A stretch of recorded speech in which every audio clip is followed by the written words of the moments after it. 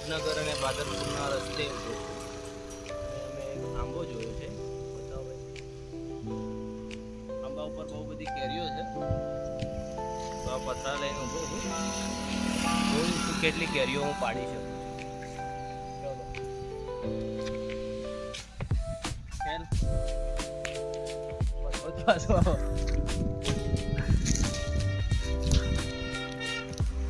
ગાડીઓ જઈ રહી છે. લાગે છે કોકનો કાચ પણ તૂટી શકે છે.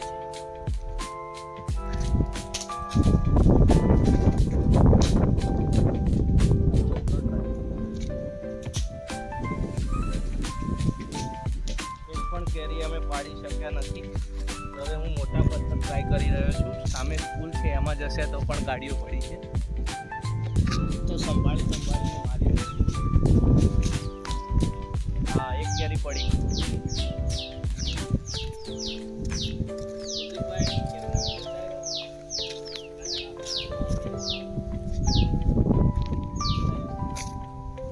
આમાંથી હું એક પથ્થરમાંથી 5 કેરીઓ પાડવાનો ટ્રાય કરીશ. ઉપરવાળું જોઉં.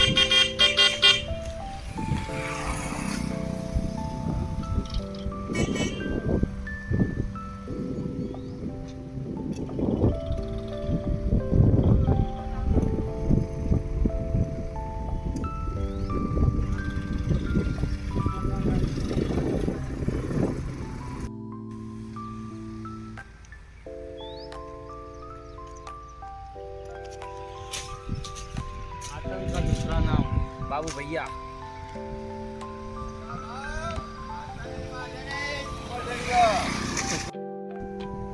હેલો ગાઈસ, આ ગાડી ક્યાં જઈ રહી છે ખબર નથી. આ વડનગર વાળો રોડ છે. ના રસ્તા વચ્ચે એક બાઈક કેરીના ઝુમખા લઈને રખડી રહ્યો છે. આ આપણો બાઈક છે.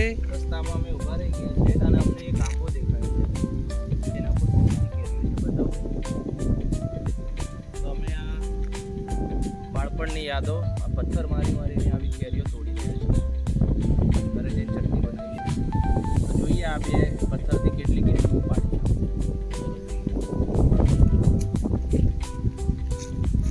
રસ્તામાં ગાડીઓ કેવું આવી રહી છે. ગાડીનો કાચ પાછળ ઉપર એક ભમરા મત પણ બેસે છે. સામે એક કેરી પાડી. કેમેરામેન શૂટ કરો.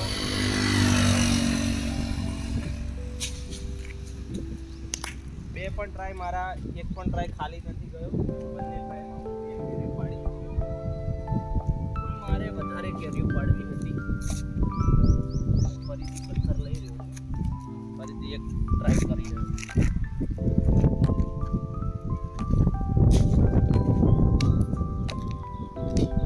ટ્રાય ખાલી.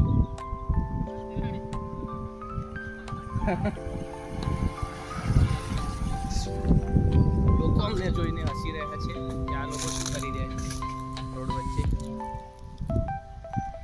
સામે સ્કૂલમાં બાળકો પણ જોઈ રહ્યા છે કે બાળક અમે છીએ કે આ દાઢીવાળા બાળકો. પ્રાઇઝ એક તો પડવાની જ છે. ઓ ભાઈ બે. ગાઈસ, તમે લોકોએ જોયું કે અમે રસ્તામાં ઊભા રહ્યા હતા અને થોડીક કેરીઓ પાડી છે. મતલબ કોઈ આઈડિયા નહોતો કે આ રીતે અમે કરીશું.